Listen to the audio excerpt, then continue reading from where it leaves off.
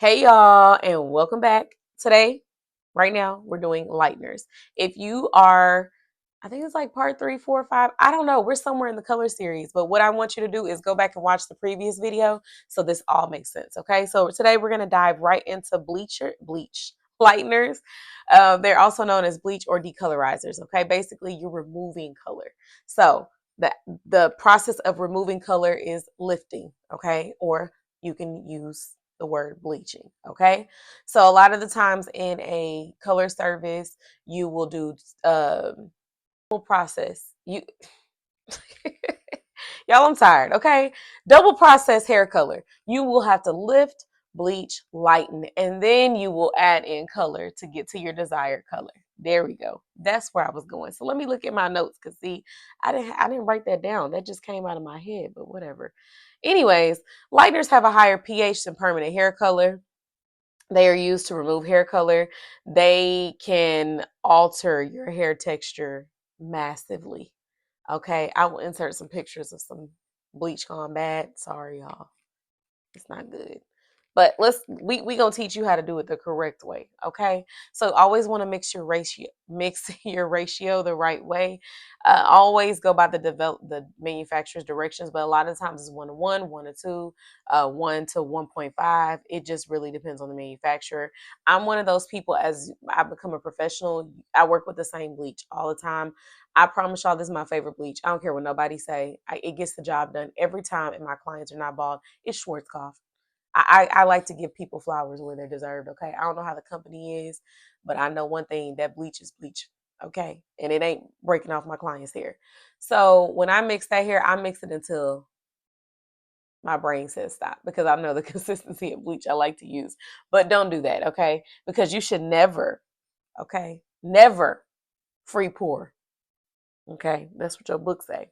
Never do that. Don't do that. This is a disclaimer. What I do, as for me and my household, I'm a free pour. But as for you as a student, you are not. Don't do that. Don't do that. Okay? Because you will get inconsistent ratios, y'all, if you don't know what you're doing. Okay? But if you have hair that is darker than a level 6, don't lift it past yellow. I know that that's cute. It looks beautiful, but that hair is going to break off. Eventually, that hair is going to break. Don't say I didn't tell you. Okay? Because I did. All right, let's talk about the types of lighteners that we have. We have oil, cream, powder, and clay. So oil, I like. I like oil. I do. I do. I don't know why. I feel like it doesn't harm the hair as much. Now, do I use it as much? No. But I like it. I really like it. And the developer that comes with Schwarzkopf, they have a little oil. It's something going on. I like it. Okay, that's just me. The cream, it's cool. The powder is great. Okay, powder is great. Clay is great for balayage and free-handed services. Okay, so it just depends on what technique you're using, but that's what they have. So you have on-scalp lighteners. That's usually your oil cream and some powder lighteners. Basically, what that means is if you put it on your scalp for retouching, you should be okay. Now, it still can cause some form of irritation, but it should not just completely take your client out or yourself, whoever you're working on. Okay. Usually you require a 20 volume or less. And like I stated earlier, I only use a 20 volume. I never go above that when I'm doing bleach services, but that's just me. Off the scalp lighteners, they're strong, they're fast, they will tear your scalp up. Your client will be out here when they get done. They'll look cute, but their hair gonna hurt, and you could possibly inflame their scalp, damage their follicles. You can have so many issues. But those are the ones that say lift up to 9 levels. They're not good for the scalp. Now, the Schwarzkopf I use is up to 9 levels, but I never put it on my client's scalp. Never, never, never. I will get as close as possible, but I will not touch that scalp. Okay. They swell when you add the developer. And then we have clay lighteners. You use those for freehand, as I stated earlier. If you want to do balayage and you don't want to use all the foil, or you want to do like some creative hair color, that is perfect for that because it hardens in place and then it doesn't allow the bleach to affect the other hair. Okay. And they're kind of like thick cream, like I'd say like diaper rash cream, but super thick. I don't know. That's the first thing that comes to my mind. And they have a shell that keeps it from messing up like I said earlier, the other hair. You need to know the hair color levels because that matters. 1 is the darkest, 10 is the lightest. Don't go any more than 6 levels. I mean, if you're gonna do 9, you need to make sure that person has super healthy hair, and you need to let them know that at some point this hair is probably gonna need to be trimmed off because it possibly can break. So always be real, always be honest, always get your client to sign a waiver, and practice on a mannequin before you practice on a real person until you understand what you're really doing. So if your hair is a level 5 and your goal is to get to a level 8, then you have to get that yellow out. And I'm sorry, you have to get the color out to get to yellow, and then you can tone your hair and go from there. Okay, because once you get to that yellow, that may not be your desired look, then you will add a toner or some type of demi to add in that color. Or let's say that you're just trying to add in like a bright color, you would still lift it to that point and then add on your semi-permanent or semi-permanent that is whatever that bright color or crazy color is you want to add to your hair. Okay, if you want your hair to be platinum blonde, you have to lighten it to a 10 or lighter, which is the palest yellow. And keep in mind that platinum is real cute, but coming from someone who has had dark hair and has went to that side, it will cause significant breakage and damage. Now, if somebody has a lighter texture hair and then lighter color hair and then they go there, you won't have as much damage as somebody who's trying to come from this to that. Making sure you do a strand test. Always, always, always strand test the hair before you bleach it. You want to see how that hair processes, and you also want to see what that client has on their hair, because some of them will lie and say, oh, I don't have any color, because they forgot that they colored their hair 6 months ago. That color is still there. So whether it grew out or not, it's still there. So you have to do your due diligence as a colorist to bleach that hair thoroughly in that strand test, and then see what comes out, and then go from there and make your next plan. Okay.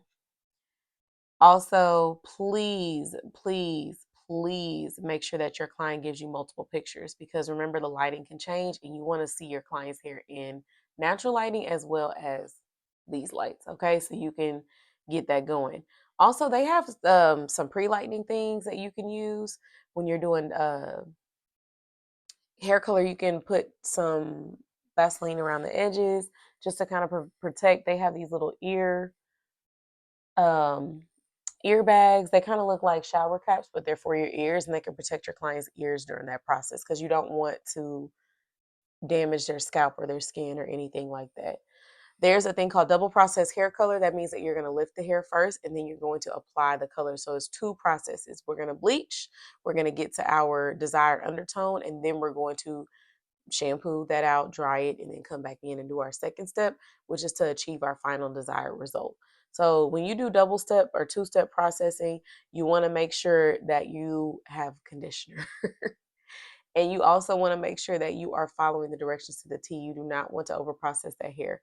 Do not overprocess the hair. Do not overprocess the hair. And if I didn't say it enough, do not overprocess the hair. Okay? Please don't.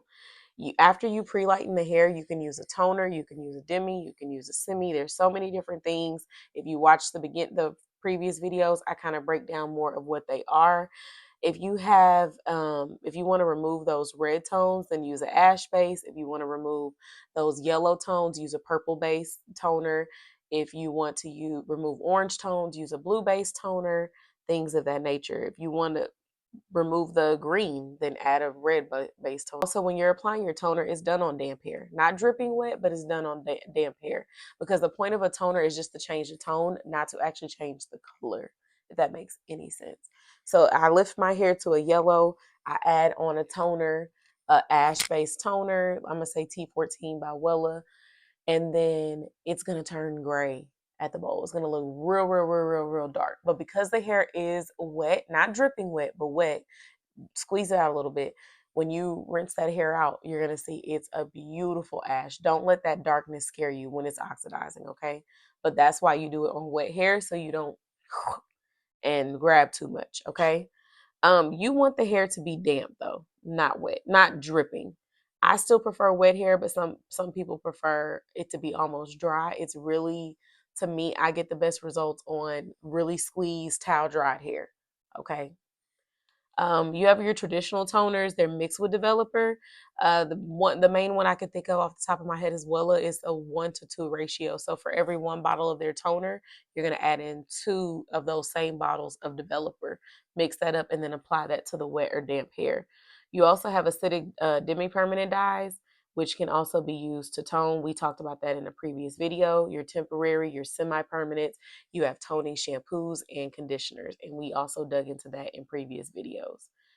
So we're going to put a pin in it for now, and then we will come back, y'all. Color is so long. It is so long. So we will be back on the next video, and I will see y'all. Bye.